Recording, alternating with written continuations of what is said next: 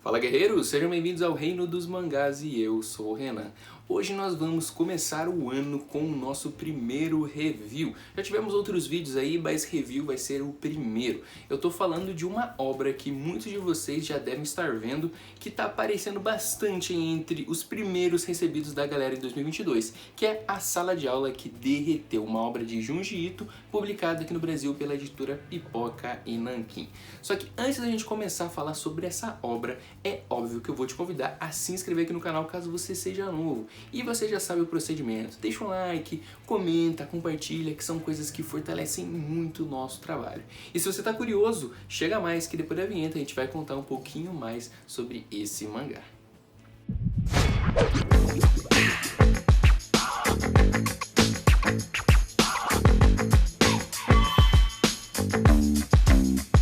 Bom pessoal, A Sala de Aula que Derreteu, como eu disse anteriormente, é uma obra de Junji Ito. Como vocês estão vendo aqui do lado, né, nós já temos outras obras que vieram também pela editora Pipoca Nanquim, como Tomie e também Frankenstein. Dessa vez então nós tivemos aqui A Sala de Aula que Derreteu, que obviamente acompanha aquela qualidade que vocês já estão acostumados da editora Pipoca e Nanquim. Ou seja, além do mangá, você tem aqui algumas coisas que diferenciam de outros. Por exemplo, a sobrecapa, né? Nós temos aqui a sobrecapa e atrás a capa convencional, que lembra bastante aí um manuscrito do Demon mesmo, sim. E também a gente tem um marcador de páginas que acompanha essa edição. Como vocês podem ver aqui, bem macabro ao melhor estilo Junji Ito. Beleza, a gente também pode comentar sobre a qualidade do mangá na questão do papel escolhido. Muitos de vocês já sabem, mas não custa relembrar, o papel utilizado pela editora Pipoca e Nanquim costuma ser o Pollen Bold, de alta gramatura. A gente tem muita pouca transparência, se é que existe essa palavra. Transparência aqui a gente praticamente não tem nenhuma, o que eleva ainda mais a qualidade do mangá. Número de páginas, como vocês podem ver pela lombada, não é um mangá tão grande como outras obras. Como vocês veem aqui, temos algumas obras que passam 500 e 600 páginas da editora Pipoca e Nanquim. Já A Sala de Aula que Derreteu é um mangá bem menor do que a gente está habituado. Ele tem cerca de 200 páginas, ou seja, ele é bem mais fácil de você adquirir também financeiramente. O preço dele gira entre R$ 39,90 aí na maioria das promoções que você encontra na Amazon, e o link está aqui embaixo caso vocês tenham interesse, claro. E aí a gente fala um pouquinho da história também, porque a qualidade, como eu comentei, dispensa mais explicações, porque é o mesmo padrão que você já está acostumado com Pipoca e Nanquim. Se é o primeiro mangá, você agora já sabe que é, mas se você já compra outras edições de Pipoca e Nanquim, você já sabe que tá indo no tiro certeiro mesmo, não vai ter problemas quanto a isso. Agora, o ponto também chave, né, afinal de contas, não importa ser tão bonito se a história não for boa. E o que a gente pode dizer da Sala de Aula que Derreteu, sem dar spoilers, assim, que estraguem a sua experiência, já que é um mangá curto. A gente tem aqui mais uma história de Junji Ito que tem uma sequência, tem algumas obras, por exemplo, que acabam trazendo vários contos de terror, como é o caso do Fragmentos do Horror. Só que aqui, em A Sala de Aula que Derreteu, são 4 contos que dão continuidade ao tema, que é a história desse rapaz aqui na capa chamado Yuma Azawa. O Yuma Azawa, como vocês podem ver, está acompanhado de uma garotinha bem assustadora, que é a sua irmã mais nova, Shizumi. E os 4 contos principais vão passar diretamente por eles. Lá no finalzinho, depois nós temos 2 contos extras que servem apenas para expandir ainda mais o conhecimento de vocês sobre obras de Junji Ito. São 2 continhos pequenos que não dão aí nem 10 páginas os dois juntos. Grande parte do mangá, então, de 200 páginas, 180, digamos assim, facilmente vai ser sobre o tema da história que é A Sala de Aula que Derreteu. Beleza, já até me estendi um pouquinho sem comentar grandes coisas aqui do mangá, né? Então agora um pouquinho mais sobre a história de fato. Com o Azawa aqui na capa, a gente vê que a gente tá vendo um quadro, uma sala de aula, como é o nome já diz, né? Porque a história se passa, pelo menos a primeira, dentro de um colégio. E aí a gente vê esse cara aqui da capa, o Azawa, pedindo desculpa pra tudo que ele faz.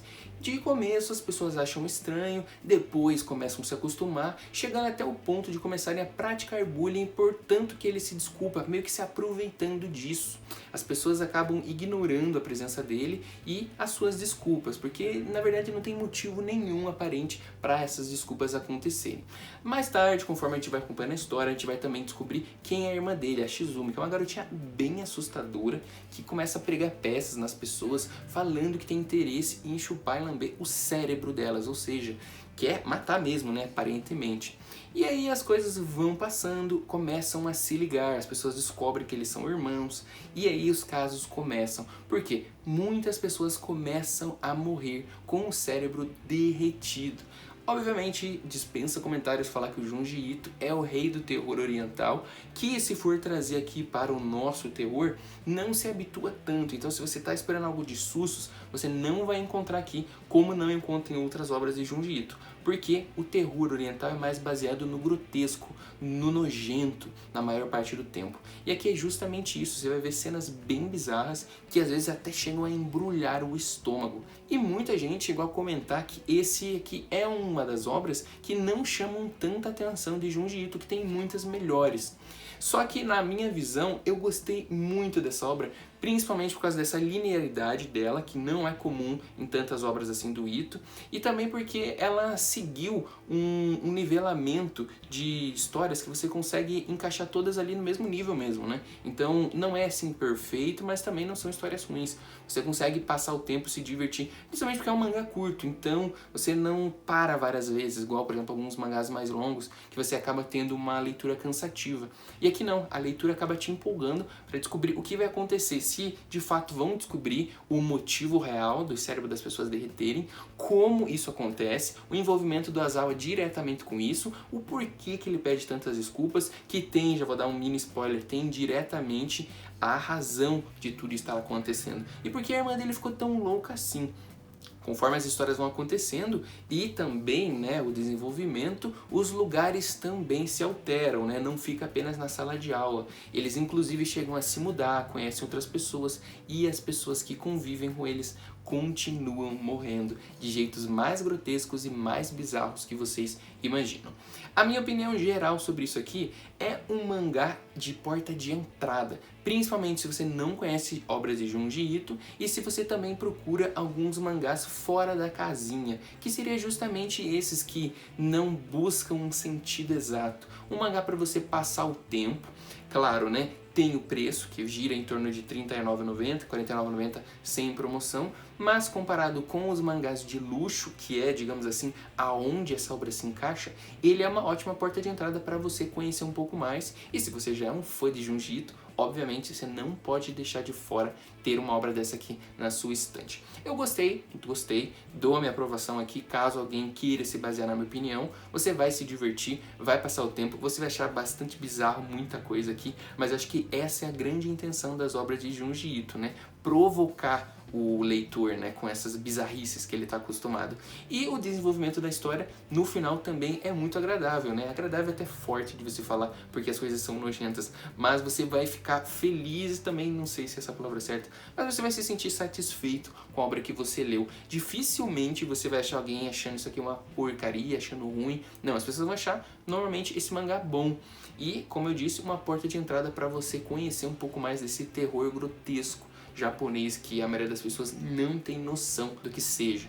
Então eu espero que vocês tenham gostado desse review curtinho aqui, mas também uma boa dica de um mangá curto para você já começar o ano com tudo aí nos mangás de Junji Ito. A gente vai ficando por aqui, galerinha. E se você já leu, gostou do mangá, ou se por acaso você não gostou, comenta aqui também pra gente discutir os reais motivos disso ter acontecido.